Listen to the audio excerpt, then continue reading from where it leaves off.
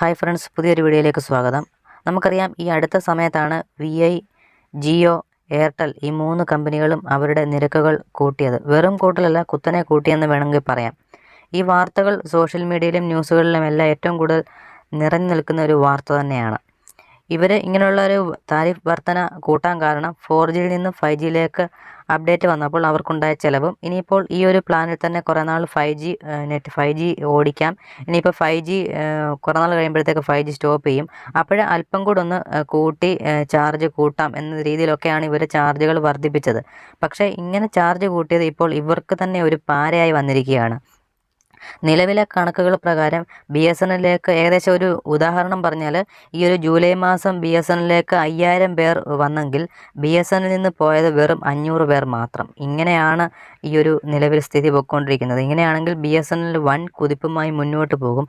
കാരണം നമുക്കറിയാം, ഈ ഡിസംബറോടുകൂടി രത്തൻ ടാറ്റയുമായിട്ട് ചേർന്നിട്ട് BSNL രാജ്യത്ത് എല്ലാ ടവറിലും 4G സ്ഥാപിക്കാനാണ് അവർക്ക് ഉദ്ദേശിക്കുന്നത്. അതിനോടൊപ്പം തന്നെ 5G നെറ്റ്വർക്കും അവർ ലോഞ്ച് ചെയ്യുന്നുണ്ട്. ഒരു കാലത്ത് BSNL സിം ആർക്കും വേണ്ടായിരുന്നു. പോർട്ട് ചെയ്യാനോ പുതിയ കണക്ഷൻ എടുക്കാനോ ആരും തന്നെ ഉണ്ടായിരുന്നില്ല. കണക്കുകൾ പുറത്തു വരുന്ന പ്രകാരം BSNLിലേക്ക് പോർട്ട് ചെയ്യുന്നവരുടെ എണ്ണമൊക്കെ വളരെ കുറവായിരുന്നു. പുതിയ കണക്ഷൻ എടുക്കുന്നവരുടെ എണ്ണമൊക്കെ വളരെ കുറവായിരുന്നു. ജിയോ ആയിരുന്നു ഏറ്റവും കൂടുതൽ നെറ്റ്വർക്കിൻ്റെ അല്ലെങ്കിൽ കസ്റ്റമേഴ്സിൻ്റെ കാര്യത്തിൽ മുന്നിൽ നിന്നത്.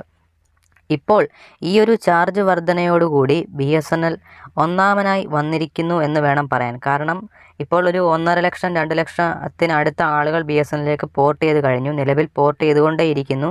കാലാവധി, പഴയ സിമ്മിലെ ഡേറ്റ് കാലാവധി വാലിഡിറ്റി തീരുന്നതനുസരിച്ച് പോർട്ട് ചെയ്തുകൊണ്ടേയിരിക്കുന്നു. കാരണം അങ്ങനെ പോർട്ട് ചെയ്യാൻ പല കാരണങ്ങളാണ്. കാരണം ഒന്നാമത്തെ കാര്യം, ഇപ്പോൾ ബ്രോഡ്ബാൻഡ് കണക്ഷൻ മിക്ക വീടുകളിലും ഉണ്ട്. ഇപ്പോൾ പ്ലാനുകൾ വളരെ കുറച്ച്, ഇപ്പം വീടുകളിൽ നെറ്റ് എല്ലാവർക്കും, ഇപ്പം വീടുകളിൽ ഇപ്പം ഒന്നിൽ കൂടുതൽ മൊബൈലുണ്ട്. അതായത് ഒരാൾക്ക് തന്നെ 2 മൊബൈലുള്ള കാലങ്ങളാണ്. അപ്പോൾ അതുപോലെ തന്നെ വീട്ടിലെല്ലാവർക്കും ഒരു 5 പേരുണ്ടെങ്കിൽ 5 മൊബൈൽ എന്തായാലും കാണും. അല്ലെങ്കിൽ 6-7 മൊബൈൽ ഈ 5 പേർക്ക് തന്നെ കാണും. അപ്പോൾ അങ്ങനെയുള്ള വീടുകളിൽ മിക്കവാറും ബ്രോഡ്ബാൻഡ് കണക്ഷൻ വളരെ ചാർജ് കുറവാണ്. 299 ഒക്കെ പ്ലാനുകളുണ്ട്, കെ ഫോണിലൊക്കെ ഉണ്ട്. അപ്പം കെ ഫോണ് BSNLിൻ്റെ പ്ലാനുകളുണ്ട്. അതുപോലെ തന്നെ മറ്റു പ്രൈവറ്റ് കമ്പനീസും ഉണ്ട്. ജിയോയും പിന്നെ എയർടെലും ഒക്കെ ഉണ്ട്, ഏഷ്യാനെറ്റും ഒക്കെ ഉണ്ട്. അപ്പോൾ എല്ലാം എടുത്ത് പറയുന്നില്ല. അപ്പം ഇങ്ങനെയുള്ള ബ്രോഡ്ബാൻഡ് കണക്ഷൻ മിക്ക വീടുകളിലും യൂസ് ചെയ്യുന്നുണ്ട്. അപ്പം അവരാലോചിക്കും, ബ്രോഡ്ബാൻഡ് കണക്ഷൻ ഉണ്ട്, വീട്ടിൽ നെറ്റുണ്ട്, പുറത്ത് പോകുമ്പോൾ അത്യാവശ്യം ഡാറ്റ മതി, ജസ്റ്റ് UPI പേയ്മെൻറ്റ്, ജസ്റ്റ് വാട്സപ്പിൽ ഒന്ന് മെസ്സേജ് അയക്കണം, ഇതിനുള്ള ആവശ്യത്തിന് മാത്രം ഡാറ്റ മതി.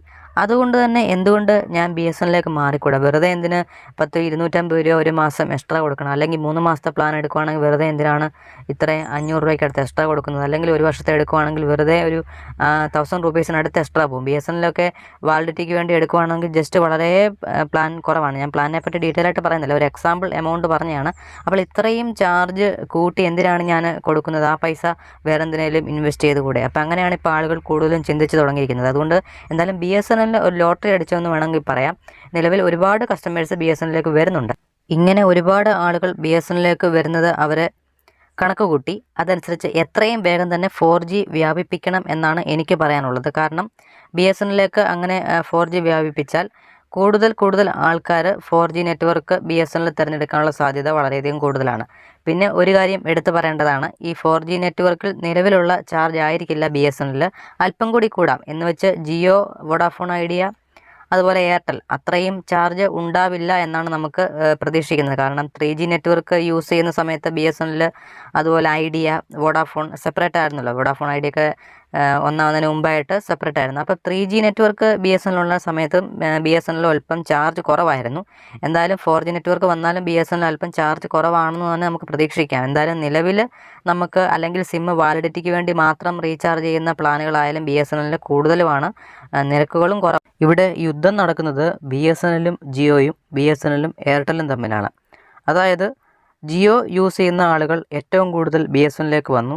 അതിനോടൊപ്പം തന്നെ തൊട്ട് അടുത്ത് തന്നെ എയർടെൽ യൂസ് ചെയ്യുന്ന ആളുകളും BSNLിലേക്ക് വന്നിട്ടുണ്ട്. VIയിൽ നിന്നും BSNLിലേക്ക് വന്ന ആളുകളുടെ എണ്ണം വളരെയധികം കുറവാണ്. എനിക്ക് തോന്നുന്നു VI നെറ്റ്വർക്ക് കുറച്ചും കൂടെ ആൾക്കാർക്ക് ഇഷ്ടമാണെന്ന് തോന്നുന്നു. കാരണം അതിനകത്തിൽ കുറച്ചും കൂടെ ഡേറ്റ നമുക്ക് യൂസ് ചെയ്യാം. 4G നെറ്റ്വർക്കിലും അൺലിമിറ്റഡ് ഡേറ്റ രാത്രിയിൽ കൊടുക്കുന്നുണ്ട്. വീക്കെൻഡ് ഡേറ്റ, ഉപയോഗിക്കാത്ത ഡേറ്റ നമുക്ക് ശനി ഞായറും യൂസ് ചെയ്യാം. അതുപോലെ തന്നെ എക്സ്ട്രാ 2 GB കൊടുക്കുന്നുണ്ട്. പിന്നെ ഈ 13 GB വെച്ച് 10 മാസത്തേക്ക് 130 GB VI ഗ്യാരണ്ടി ഓഫർ എന്ന് പറഞ്ഞ പേരിൽ VI കൊടുക്കുന്നുണ്ട്. അപ്പോൾ അത്തരത്തിലൊക്കെ ഓഫറുകൾ കൊടുക്കുന്നത് കൊണ്ട് തന്നെ പിന്നെ കൂടുതൽ ആൾക്കാരെങ്കിലും 5G ഹാൻഡ്സെറ്റ് വേണമെന്നില്ല. 4Gയിൽ തന്നെ ഈ VIയുടെ ഡേറ്റ ഓഫറുകളെല്ലാം തന്നെ അഡീഷണൽ ഓഫറുകൾ ഉപയോഗിക്കാം. അതുകൊണ്ട് തന്നെ VI നെറ്റ്വർക്കിൽ നിന്നും പോർട്ട് ചെയ്ത് BSNLിലേക്ക് വന്ന ആളുകളുടെ എണ്ണം വളരെയധികം കുറവാണ്. ഏറ്റവും കൂടുതൽ യുദ്ധം നടക്കുന്നത് ജിയോ, എയർടെൽ ഈ ഒരു 2 സിം കണക്ഷനിൽ നിന്നും BSNLിലേക്കാണ്. അതുകൊണ്ട് തന്നെ ജിയോയും BSNലും തമ്മിലാണ് വൻ യുദ്ധം. തൊട്ടുപുറകെ തന്നെ എയർടെലും BSNലും തമ്മിലുണ്ട്. എന്തായാലും ഇവർ ഇനിയിപ്പോൾ നിരക്ക് കുറയ്ക്കണോ വേണ്ടയോ എന്നുള്ള ഒരു ആലോചനയിലാണ് എന്നാണ് നമുക്ക് അറിയാൻ കഴിഞ്ഞ വിവരം. അത് കൺഫേം ആയിട്ടില്ല. നിരക്കുകൾ എന്തായാലും കുറച്ചാലും വലിയ എമൗണ്ട് ഒന്നും കുറയില്ല. എന്തായാലും നിരക്കുകൾ കുറയ്ക്കണോ വേണ്ട എന്നാണ്. കാരണം ഇവർ വിചാരിച്ചത് ഏറ്റവും കൂടുതൽ ആൾക്കാർ വീണ്ടും ഇതിലേക്ക് വരും. 5G അൺലിമിറ്റഡ് കൊടുക്കുന്നുണ്ടല്ലോ, അപ്പോൾ ഇതിലേക്ക് വരും എന്നാണ് ഇവർ പ്രതീക്ഷിച്ചത്. പക്ഷേ 5G അൺലിമിറ്റഡ് കിട്ടണമെന്നുണ്ടെങ്കിൽ 5G ഫോൺ വേണം. അപ്പോൾ അങ്ങനെ ഒരുപാട് പരിമിതികളുണ്ട്. അപ്പോൾ അതുകൊണ്ട് തന്നെ എന്തായാലും ഇങ്ങനെ ഈ ഒരു പോക്ക് പോയി കഴിഞ്ഞാൽ കസ്റ്റമേഴ്സിൻ്റെ കാര്യത്തിൽ BSNL ഒന്നാമത് എത്തുമെന്നുള്ള കാര്യത്തിൽ യാതൊരു സംശയവുമില്ല. നിങ്ങൾ ഏത് സിമ്മാണ് യൂസ് ചെയ്യുന്നത്? നിങ്ങൾ നിലവിൽ പോർട്ട് ചെയ്ത BSNLിലേക്ക് വന്നോ? നിങ്ങൾക്ക് ഇതിനെപ്പറ്റിയുള്ള അഭിപ്രായം വീഡിയോയ്ക്ക് താഴെ കമൻറ്റായി രേഖപ്പെടുത്തുക. എന്തായാലും നമുക്ക് മറ്റൊരു വീഡിയോയുമായിട്ട് കാണാം. സബ്സ്ക്രൈബ് ചെയ്യാത്തവർ സബ്സ്ക്രൈബ് ചെയ്ത് വെച്ചോളൂ. താങ്ക്